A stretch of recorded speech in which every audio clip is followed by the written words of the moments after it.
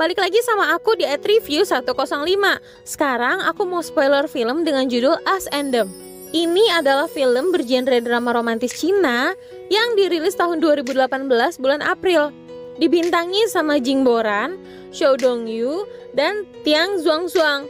Film ini menceritakan hubungan cewek cowok tinggal di kampung halaman yang sama dan mencoba peruntungannya di Beijing. Oh iya, alur ceritanya juga maju mundur ya. Masa lalu difilmkan berwarna, sedangkan masa sekarang tuh hitam putih. Nah, sebelum aku lanjutin ceritanya, yuk subscribe dulu untuk yang belum, terus nyalain tombol loncengnya. Habis itu like, komen, dan di-share deh ke semua akun sosial media kamu. Oke, Markimul, mari kita mulai. Tahun 2008, di dalam kereta selama masa tahun baru, Xiao Xiao ketemu sama Lian King untuk pertama kalinya. Xiao Xiao yang lagi ditanyain sama petugas kereta tentang tiket yang katanya hilang, tiba-tiba ada cowok nemuin tiketnya yang emang beneran jatuh. Cowok itu namanya Lian King. Di situ mereka jadi kenal dan deket. Di dalam kereta mereka main kartu terus nyolong kuah mie instan punya orang. Sampai kereta berhenti ada pengumuman kalau cuaca tuh lagi nggak bagus. Jadi nggak bisa ngelanjutin perjalanan untuk beberapa waktu. Karena Xiao Xiao bosan nunggu di kereta, dia ide ke King dan temen-temennya buat jalan aja karena emang udah lumayan deket. Di perjalanan mereka tuh saling cerita tentang pengalaman mereka nyari nafkah di Beijing. Di situ Xiao Xiao baru tahu King ini cowok kuliahan yang kepengen banget punya aplikasi game sendiri, tapi belum berhasil. Scene ganti jadi tahun 2018. Pas tahun baru nggak sengaja dalam perjalanan ke Beijing, tapi kali ini di dalam pesawat. Xiao Xiao sama King ketemu lagi nggak sengaja. Awalnya King ragu itu beneran Xiao Xiao apa bukan. Soalnya Xiao Xiao juga kayak cuek gitu pas ngeliat King.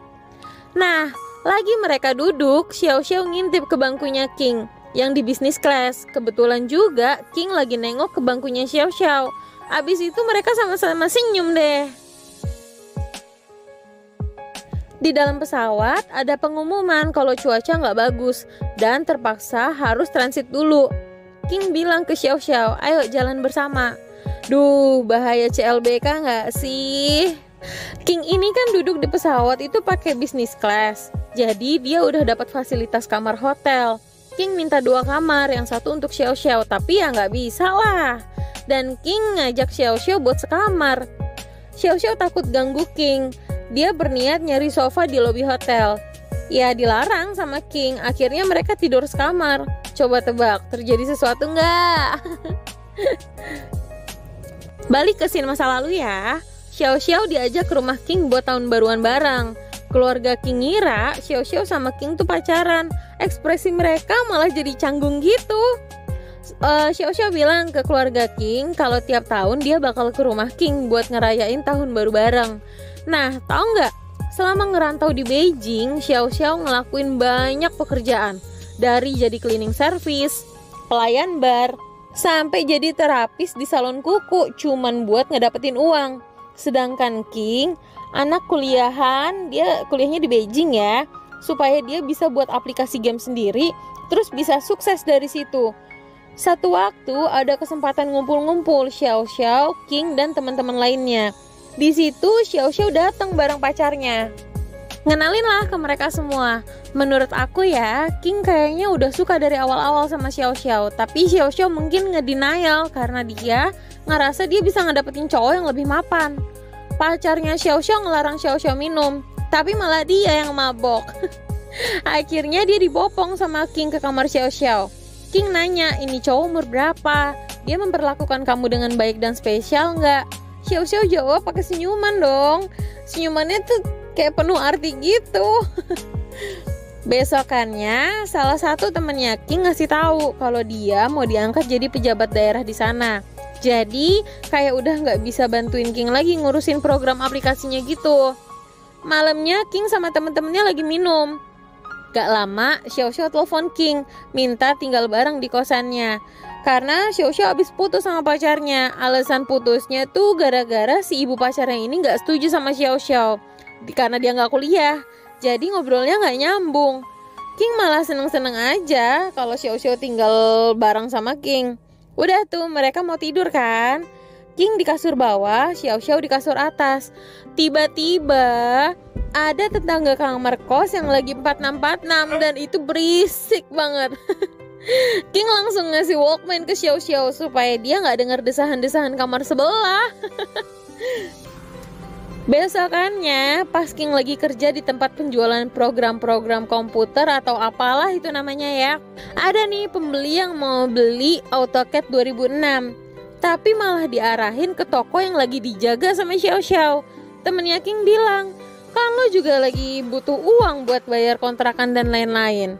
Terus temennya yang kesel sama cara jualannya King mutusin buat berhenti kerja di tempat itu. Gak lama Xiao Xiao turun ke bawah sama si pembeli dan kelihatan udah dekat. King ngeliatnya tuh kesal. Udah tuh kan, besoknya King sama Xiao Xiao keluar dari kos-kosan karena gak bisa bayar dan pindah ke kamar kos yang lebih terjangkau harganya. Pas juga si King ikutan berhenti dari kerjaannya jagain toko itu. Pengangguran kan dia sekarang jadinya. Kebetulan banget sebelah kamar kos mereka yang baru itu tuh kayak agen yang jual CD film-film dewasa. Xiao Xiao ngasih ide, gimana kalau jualan itu aja. Bener dilakuin dong sama King. Lagi King ngejual CD itu di bawah rel kereta, tiba-tiba Xiao Xiao datang pakai wig panjang. King kaget, lah kenapa jadi pakai begituan? Xiao Xiao jawab kalau pacarnya yang sekarang suka sama cewek rambut panjang. Ditanya lagi, emang siapa pacar baru kamu? Tahu nggak siapa kira-kira? Itu loh pembeli AutoCAD 2006 waktu itu. Di situ King ngingetin kalau banyak cowok penipu loh, hati-hati.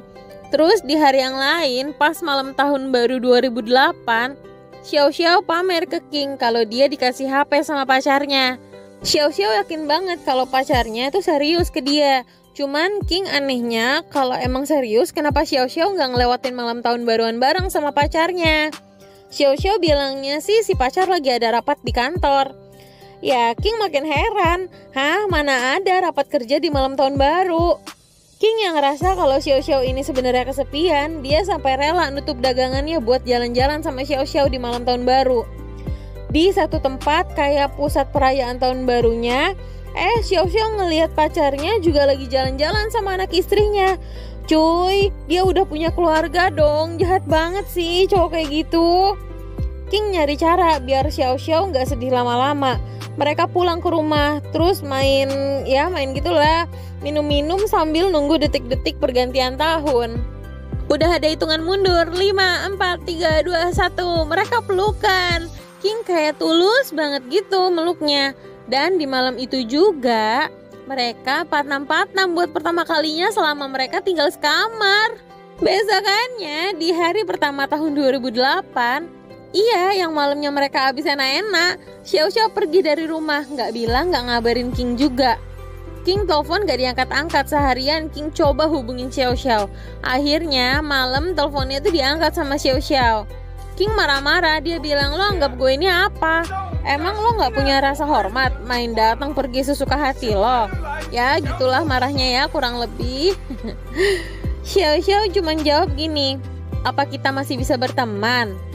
Nah di situ balik lagi nih ke scene tahun 2018.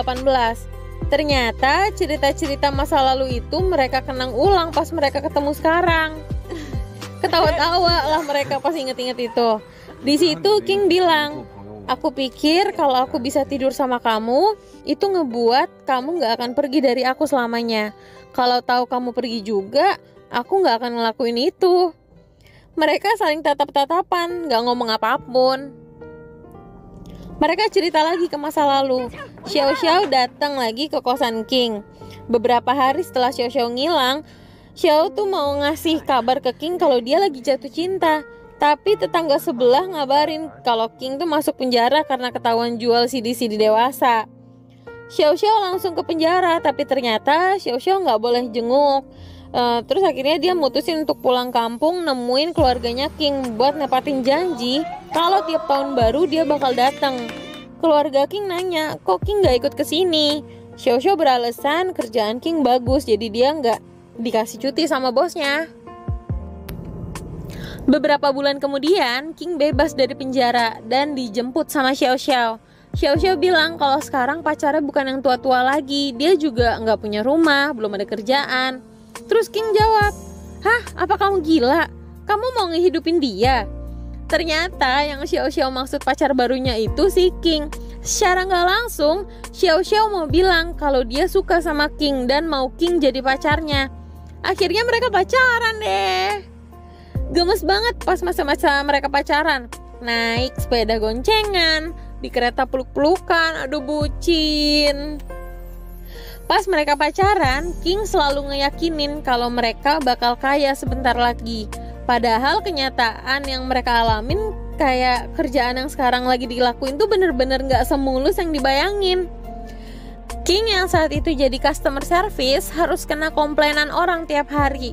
Xiao Xiao juga yang lagi jadi sales, penjualannya gak sesuai target. Tapi King bilang kalau sekarang dia kerja bukan lagi tujuan utamanya tuh uang, melainkan ngelihat senyuman Xiao Xiao tiap pulang kerja. Ada satu hari mereka ngobrolin kalau suatu saat mereka putus nanti tuh gimana. King bilang kalau kita putus nanti, aku harus tetap ketemu kamu, harus tetap tahu kabar kamu, dan aku akan sedih kalau kamu hidup sengsara. Tapi kalaupun kamu hidup dengan baik, aku juga bakal tetap gak baik-baik aja karena gak sama kamu. King mah romantis banget. Di waktu 2018, dalam kamar hotel, tiba-tiba King dapat telepon dari anaknya. Iya, Lian King udah punya anak istri. Sedih kan jadi Xiao Xiao? Anaknya minta ditunjukin keadaan kamar hotelnya, dan itu mengharuskan Xiao Xiao jadi ngumpet-ngumpet. Di akhir telepon, King ngomong sama istrinya. Terus Xiao Xiao keluar kamar. Mereka pindah tempat ngobrol, jadi ke lantai bawah hotel, kayak di halaman hotel gitu, soalnya banyak salju-salju. Xiao Xiao nanya, kenapa kita putus ya waktu itu? Dijawab sama King, gak masalah kita putus. Ya toh akhirnya masih bisa ketemu kan? Mulai ngaco nih si King, gak inget kalau udah punya anak istri. Tahun 2009, sebelum tahun baru Cina, King nyewa mobil untuk ketemuan sama teman-teman kuliahnya dulu. Teman-temannya pada kelihatan sukses, jadi King terpaksa bohong kalau sekarang dia juga udah sukses, kerja di tempat yang bonafit. Tapi ternyata teman-temannya tuh tahu kalau King ini lagi bohong, supaya harga dirinya nggak diinjak-injak. King mau nyombong dengan cara bayar semua pesanan-pesanan saat itu. Ya dicegah sama temennya. Lagian King mau bayar pakai uang dari mana kan? Dalam keadaan mabuk, dia pulang ke rumah ayahnya, dianterin sama Xiao Xiao. Ayahnya bilang, kamu gak usah bersikap seperti itu. Gak apa-apa kok kalau emang belum punya uang. Kelihatan banget King ini capek hidup susah terus di saat temen-temen yang lain tuh udah pada sukses. Kasian sih ya. Pulang dari rumah ayahnya, Xiao Xiao sama King malah berantem. Xiao Xiao ngasih tahu ke King supaya dia nyari tahu apa yang sebenarnya dia mau dan membenarkan kata-kata ayahnya. King tersinggung sama kata-kata itu. Dalam perjalanan mereka saling diam, Xiao Xiao-nya nangis. Di menjelang tahun baru mereka malah berantem dan jadi awal yang berat. Besokannya lagi masih dalam keadaan mereka berantem, King yang udah masuk kerja dapat customer yang lagi komplain dari awal telepon sampai akhir marah-marah terus. Nah, suasana hati King juga lagi gak bagus kan? Udah disabar-sabarin tapi masih gak bisa juga. Akhirnya saking keselnya diumpat-umpat terus, King balik ngumpat customer itu dong. Dia bilang, aku juga akan mengutukmu, dasar pecundang yang menyedihkan. Teman-teman kerjanya tuh kaget, King kok bisa jawab kayak gitu. Gak lama ada tamu yang datang ke kantornya King. Gak taunya itu si customer tadi yang balik diumpat sama King. Ya berantem lah mereka. Terus ngebuat King diberhentiin dari tempat kerjanya. Pulang dari kerja, King sama Xiao Xiao makan malam. Tapi di situ King malah jadi gak jelas, cemburu sama orang yang lagi makan di situ juga. Gara-gara Xiao Xiao gak sengaja ngeliat ke orang itu. King ngajak ribut orangnya dong. Xiao Xiao yang kesel ngelihat keadaan itu langsung nampar King terus bilang, kalau kamu ada masalah sama aku, ajak berantem aku aja. Di dalam bus menuju kos-kosan mereka tuh diem lagi, nggak ngomong apapun. Sampai di rumah, King ngeliat komputernya dalam keadaan nyala. Terus nanya ke Xiao Xiao, "Apa kamu buka-buka komputerku?" Xiao Xiao jawab, "Enggak, tadi cuman bunyi terus komputernya." Muka Xiao Xiao ya bete gitu. Gak taunya King ada chat sama cewek yang username-nya tuh Peri Malam. Alasannya King dia nanya-nanya tentang rumah. Soalnya Peri Malam ini bisnis real estate. Gak lama King dapat telepon dari pemilik kamar kalau dia harus pindah besok karena saudaranya mau nempatin kamar itu. Aduh, sial banget ya di situ hidupnya. Kasian sih. Tapi pasti ya nggak enak banget suasana jadi kayak begitu. Ya udah, besokannya hari pertama di tahun 2010 mereka pindah rumah. Masih saling diem-dieman, ayah King nelfon nanya mereka makan malam di mana tahun baru kali ini. Seperti biasa, King bohong lagi dengan bilang bakal makan malam tahun baru tuh di Beijing. Dengan banyak menu yang enak yang disebutin, ayahnya pun bohong juga dengan bilang di rumahnya tuh juga banyak saudara-saudara sampai bangkunya gak cukup. Padahal ayahnya cuma lagi berdua sama temennya, gak ada saudara satupun yang datang. Di dalam kamar, King menyibukkan diri sama game. Dia gak ngomong sepatah kata pun sama Xiao Xiao. Xiao Xiao udah ngajak ngobrol, maunya gimana sekarang. Egois juga nih si King. Malamnya Xiao Xiao yang lagi makan mie dan nyisain untuk King sambil bilang setelah kita putus kita harus berhenti saling ketemu. King tetap sibuk sama gamenya, ngeselin banget kan? Xiao Xiao pamit pergi. Xiao Xiao pergi tuh bukan karena gak bisa setia sama King yang hidupnya susah terus, tapi karena King udah gak bisa diajak komunikasi. Xiao Xiao ngerasa gak dianggap lagi. Sedih banget pas King ngejar Xiao Xiao ke stasiun kereta. Tapi pas ketemu mereka juga cuman lihat-lihatan doang. King gak nyuruh Xiao Xiao turun atau dia juga gak masuk ke dalam kereta. Sedih. Scene pindah lagi ke tahun 2018. King nanya, apa ada bedanya kalau kita gak putus waktu itu? Xiao Xiao jawab, kalau waktu itu kamu beraniin diri untuk naik kereta, aku akan sama kamu selamanya. King bilang lagi, kalau kita nggak putus, kita bisa punya banyak uang, rumah besar dengan satu set sofa. Kenapa kamu nggak bertahan aja sama aku sampai akhir? Nah, Xiao Xiao malah jawab, kalau gitu mungkin kamu nggak akan sesukses sekarang. Abis itu King jawab dengan kata-kata pamungkas, kita sudah memiliki segalanya, tapi kita tidak bisa saling memiliki. Damage-nya kena banget. Di situ King narik tangan Xiao Xiao buat ke kamar. Pas nyampe di lobi hotel, King ketemu sama rekan bisnisnya dan ngeliat aneh ke Xiao Xiao yang tangannya lagi dipegang. Xiao Xiao bilang, aku nggak mau balik ke kamar. Ya udah, mereka ngobrol di dalam mobil. Masih sambil nginget-nginget masa lalu, Xiao Xiao di situ cerita kalau dia selalu bawa keberuntungan buat mantan-mantan pacarnya, tapi nggak untuk dirinya sendiri. Mereka ngobrol sambil nangis, mungkin karena sedih sama keadaan ya. Lagi mereka ngobrol-ngobrol, Xiao Xiao juga bilang, King, I miss you. Aku ngerasa masa depan kita ada tepat di depan mata kita. Ngomongnya sambil nangis, sedih banget. Terus King nanya, Xiao Xiao bener cinta gak sama King? Xiao Xiao jawab, aku akan selalu cinta sama kamu.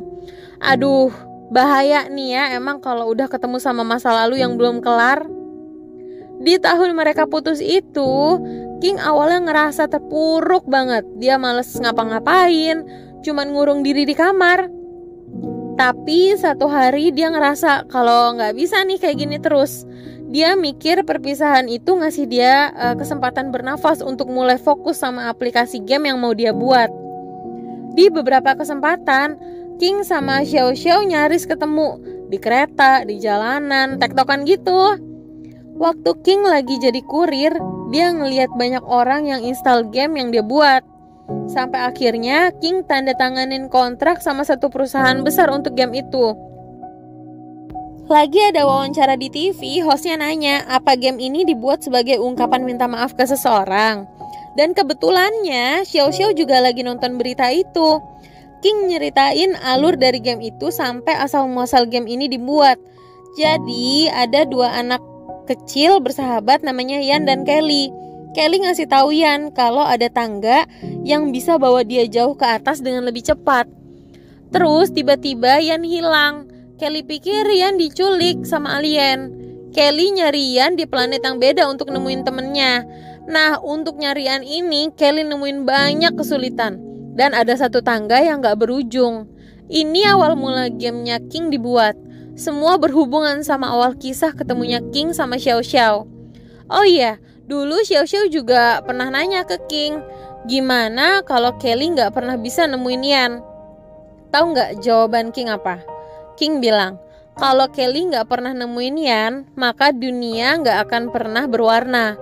Nah, itu juga asal muasal kenapa cerita masa lalu di film ini ditampilkan berwarna, sedangkan masa 2018 jadi gak berwarna. Ya karena itu sekarang King gak bisa milikin Xiao Xiao. Dalam banget gak sih?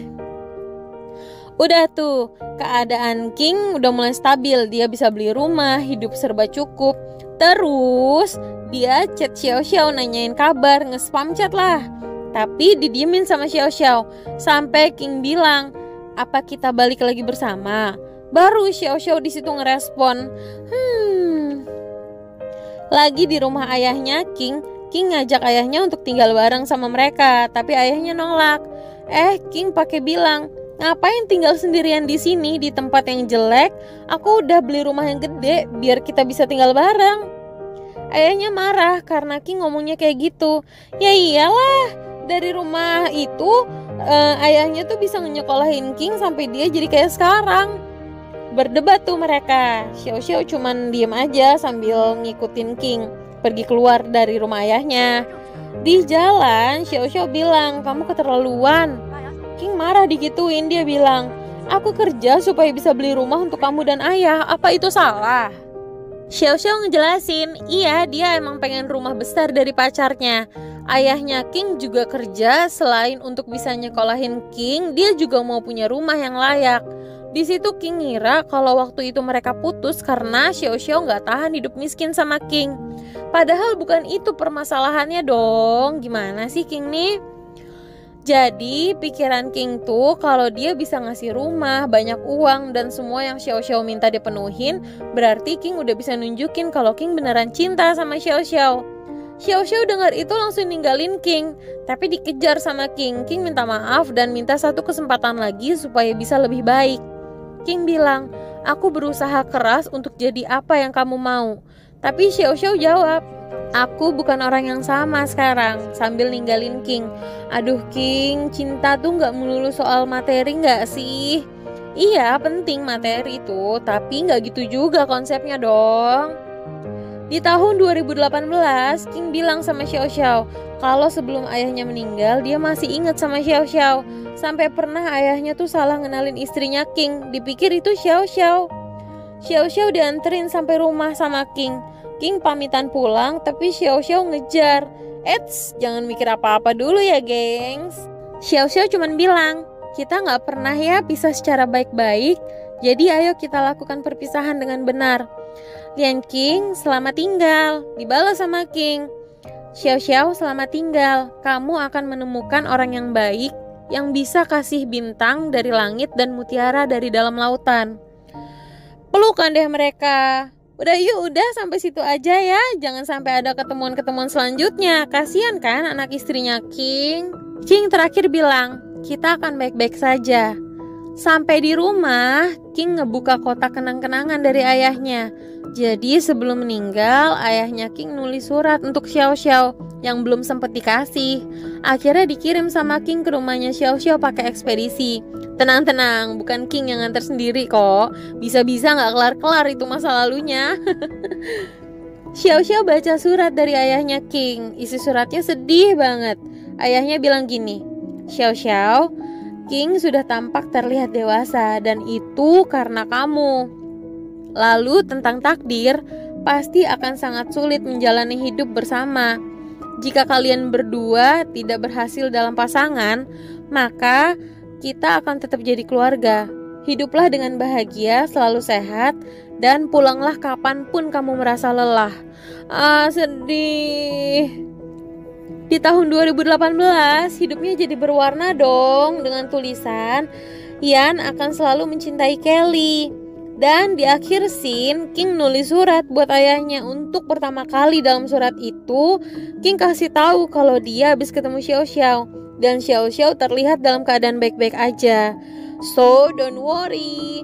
Karena mereka pun sama-sama menjalani hidup dengan bahagia. Jadi gak usah khawatir lagi. Terus King juga minta maaf karena selama ini gak pernah sabar dan lebih banyak luangin waktu sama ayahnya. Di situ kelar deh filmnya dengan happy ending untuk istri dan anaknya King, tapi nggak happy ending untuk King dan Xiao Xiao. Ya udahlah ya, cinta itu kan nggak melulu harus memiliki. Oke deh, kelar spoilernya. Walaupun sad ending, tapi aku tetap seneng sama filmnya ini. Kalau kalian gimana? Makasih ya gengs, udah mau nontonin video-video aku. Sehat terus kalian, bye.